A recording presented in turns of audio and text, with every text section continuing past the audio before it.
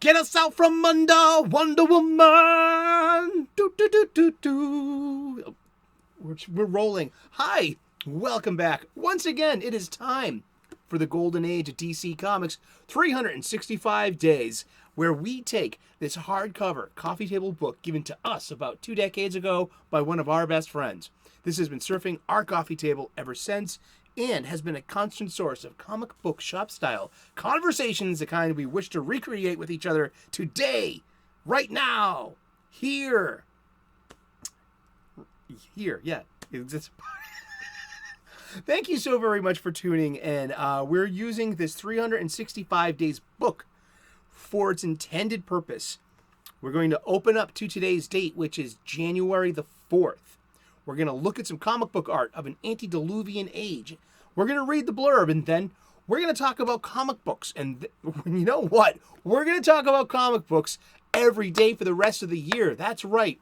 Eventually, we're ditching the book, and we're moving on to a different application of our skill set. We're going to be learning how to grade and grade comic books by going through my collection. You can do this at home too, with a couple of with some easy tools, and you can support your local comic book shop by showing up and buying some supplies. They need the business, you need the new comic book supplies. We have a symbiotic relationship. Let's keep our comic book shops open. Alrighty, thank you so very much for tuning in today. The golden age of DC Comics runs between 1938 and 1955. The Silver Age between 1956 and 1970. The Bronze Age, I'm a Bronze Age baby myself, between 1970 and 1984. And between 1984 and 1993 is the Copper Age. We're currently been in a 30-year-long modern age of comics.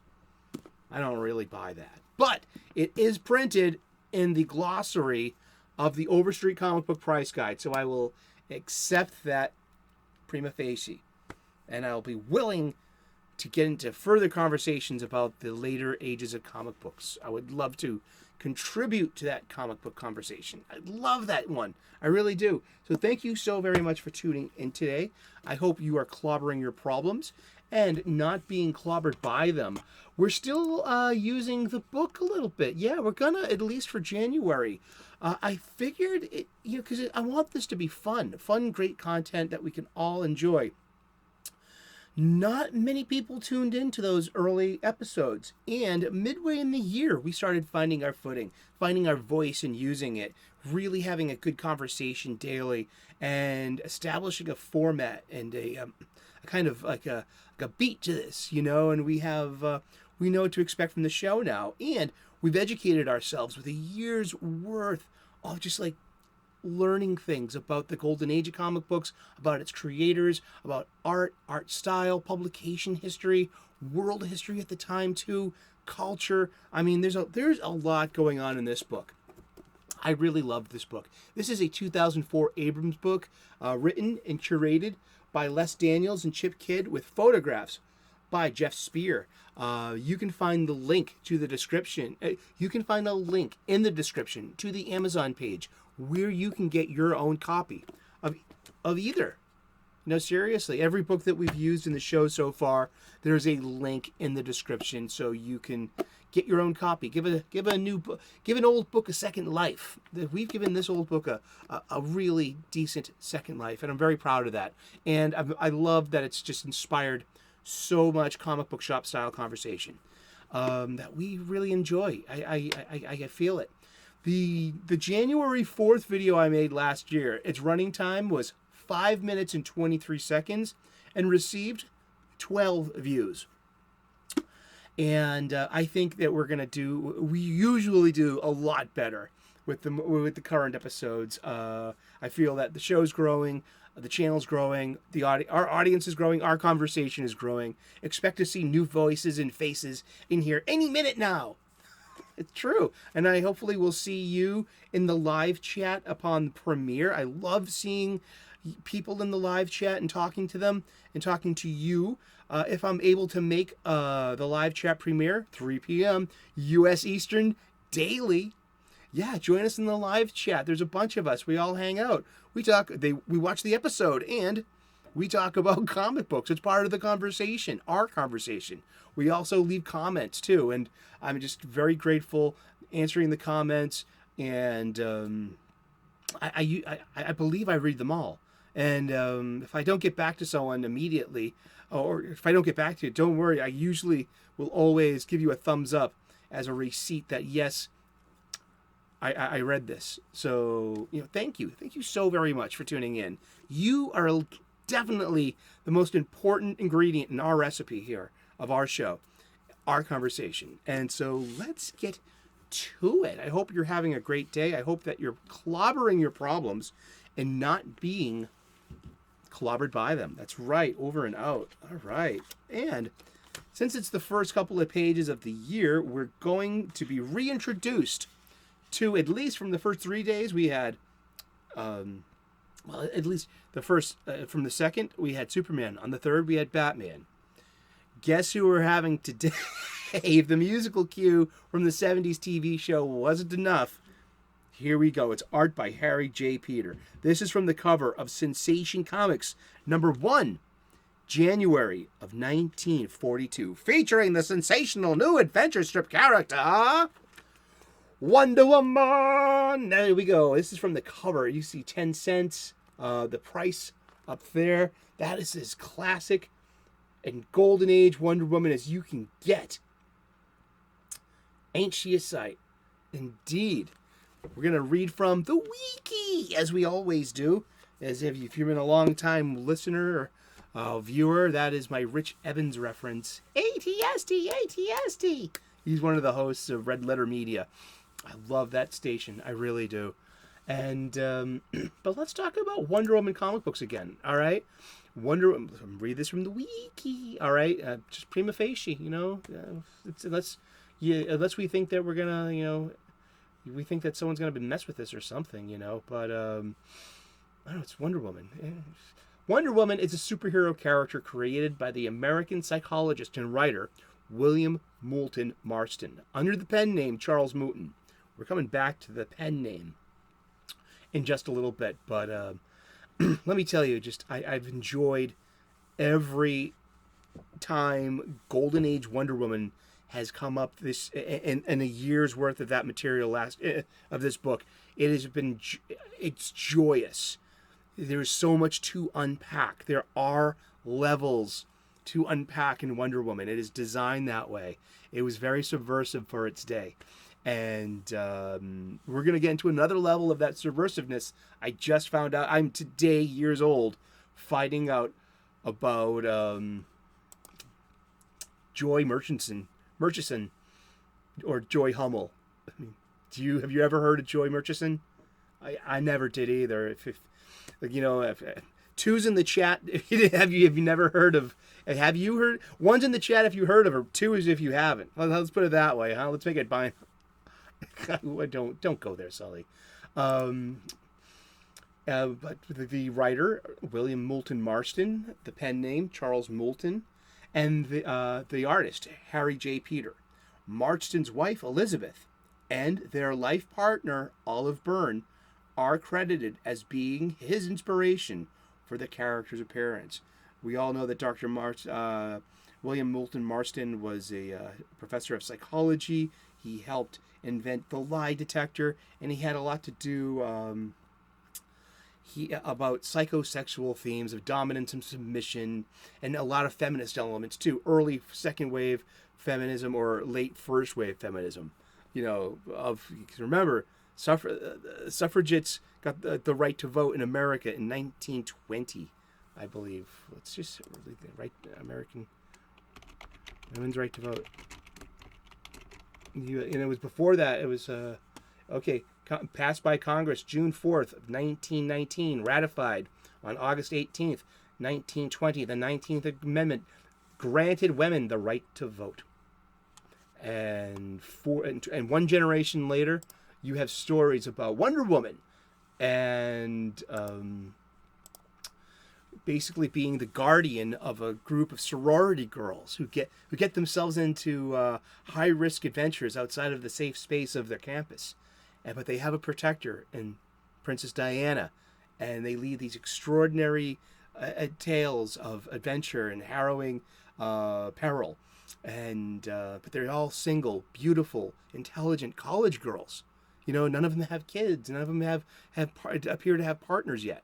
You know, but it's a great part. It's a great time of their life to enjoy this new existence of American womanhood, and free of marriage, of children, and of putting yourself into a place of self-resilience with marketable skills. You know, there's so much to unpack in Golden Age Wonder Woman. I mean, here we are. I'm still gushing about it. Wonder Woman appears in American comic books published by DC Comics. The character is a founding member of the Justice League. Yep, and we're going to get... And the character first appeared in All-Star Comics number 8, published October 21st of 1941. That's a couple of months before Pearl Harbor. Remember that. So America had not yet entered World War II. With her first feature in Sensation Comics number 1, January of 1942, the Wonder Woman title has been published by DC Comics almost continuously ever since. And she was the secretary of the JSA, the Justice Society of America. So she always kind of played it in the back. She was in those. She was more than an honorary member, but it appears that she didn't go out on many adventures until the late 40s, and she actually introduces Black Canary to the team, and also William Moulton Marston passes away in 1947. He was struck down by polio in 1945, and that's part of the story here, and that's part of Joy Hummel's part of the story here too. So Wonder Woman was in 3 different titles, and also appearing regularly, but as a background character in All-Star Comics. She was in Sensation Comics, her own self-titled comic Wonder Woman, and Comic Cavalcade. Now, all of these Wonder Woman stories were penned by William Moulton Marston under the pen name of Charles Moulton. Okay, now when he got polio in 1945, he became terminally ill after that, and he eventually died of cancer 2 years later. But when he was struck down with polio in 1945, he was given some writing help with Joy Hummel. Yeah, and Joy Hummel was born on April 4th, 1924, Long Island, New York, and she passed away April 5th, 2021, at the age of 97. And she was the active years. She was a writer on Wonder Woman from 1944 to 1947. And Hummel was 19 years old when she began as a typist for the comic. She went on to write its script after Moulton Marston fell ill and stopped authoring the comics in the same year. In the same year of his death, 3 years later. Yeah, he stopped, really writing a lot when he got sick with polio. Her contributions only became well known in 2014 after she was interviewed for The Secret History of Wonder Woman. So when Marston, Hummel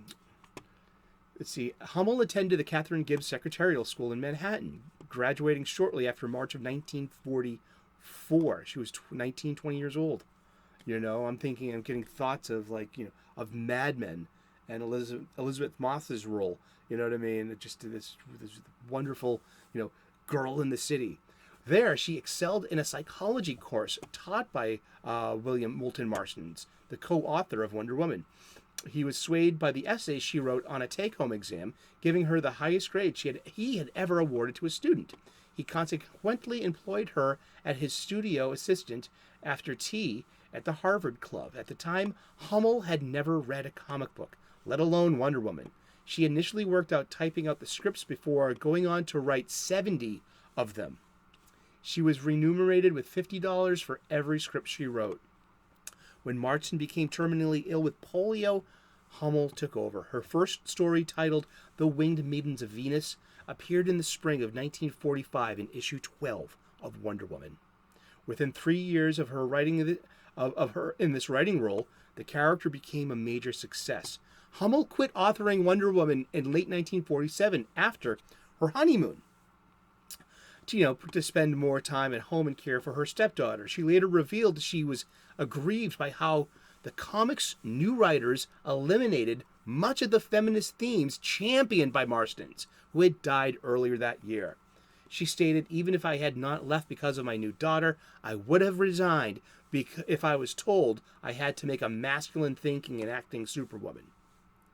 Ain't that's great? That's first wave feminism.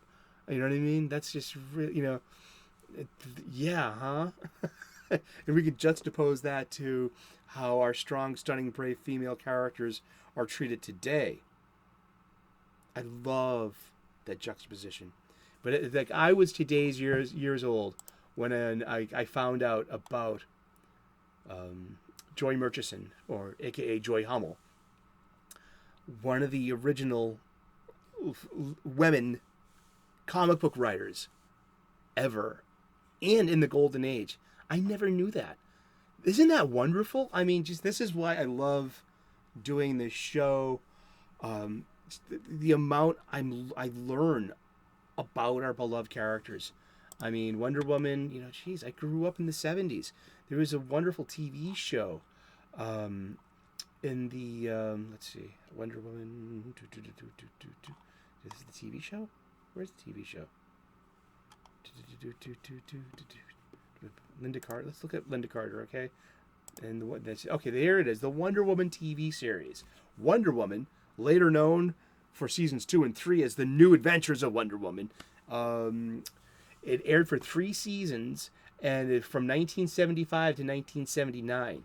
Lyle Waggoner played Steve Trevor Sr. and Jr., but I guess that I wouldn't think that Steve Trevor Jr. was Diana's son.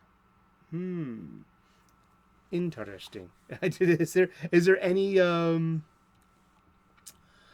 because what happened was the first season was a period piece set in World War II.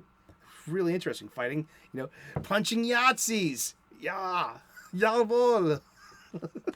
And then the second and third season was brought up into the now, or the mid 70s. So it had computers and modernity at the time too. So Lyle Waggoner, who played Steve Trevor, his character was just changed to Steve Trevor Jr., the son of his character from season 1. It's like putting twins in a show. Like, oh, you have a twin sister? You have a twin brother? And it was a simple show with a beautiful actress who was Linda Carter. Then the theme song. Indeed. I mean, I grew up on this, on Batman, the live action Batman with Burt Ward. So I had Linda Carter as Wonder Woman. Also, there was a pilot movie that was cast Kathy Lee Crosby, who was this blonde woman. So it was the same character, but it was completely miscast with the wonderfully delicious villain or actor Ricardo Montalban as the bad guy. Just, oh my goodness, that was that was kind of like lost to history. That's been memory hold, because she looks nothing like what we were seeing in the comic, the traditional Diana. Indeed. And Etta Candy is in season 1. She's the general secretary. She's there to provide comic relief. And Etta Candy, as we know, is Diana's full-figured best friend, a petite redhead who, she's thick. THICC. Thick thighs save lives. Indeed, that's what we think, right? Well, thank you so very much for tuning in today. This was a joy finding out about Joy Hummel and about a young feminist writer who was actually writing Wonder Woman in tandem with its creator, and inherited the role when he fell, picking up the standard, and writing underneath the pen name Charles Moulton, so nobody knew who Joy Hummel really was. I find that just, it's very of its age, and I'm very honored to have found that out, and to be able to, this increases my joy of this, of dissecting the Golden Age Wonder Woman. There are a few different omnibuy out there that catalog all of the entire Golden Age of Wonder Woman. I think I deserve them. I need to find space in my collection. I mean, it's tough, like, wanting to keep buying stuff, and I'm like maxed out on space. Look, there's a stack of DVDs in the corner. Why don't you put that in the shelf, I have a shelf. I just need to assemble it, and just gotta find a place to put it. My living room looks like an old Blockbuster. I wish it smelled like one, like popcorn and plastic. Maybe we should get some blue carpets out there with yellow. Again, maybe find an old Blockbuster, floor mat or something. Wouldn't that be funny? Thank you so very much for tuning in today. We've been talking about comic books, and we're going to talk about comic books every day for the rest of the year. So tune in tomorrow, 3 p.m. U.S. Eastern, and we'll find out who we're talking about when we turn the page tomorrow. Please like and subscribe. Turn on those notifications. Suggest the show to a friend. Yeah, well, next week, if you're showing up with a live chat or some comments, bring a friend. If they like comic books, they might like it here too. So spread the word. Thank you so very much. God bless. Namaste. Good luck. 3 p.m. U.S. Eastern daily. Cheers. We will see you again tomorrow in those funny pages. Ciao. Bye-bye.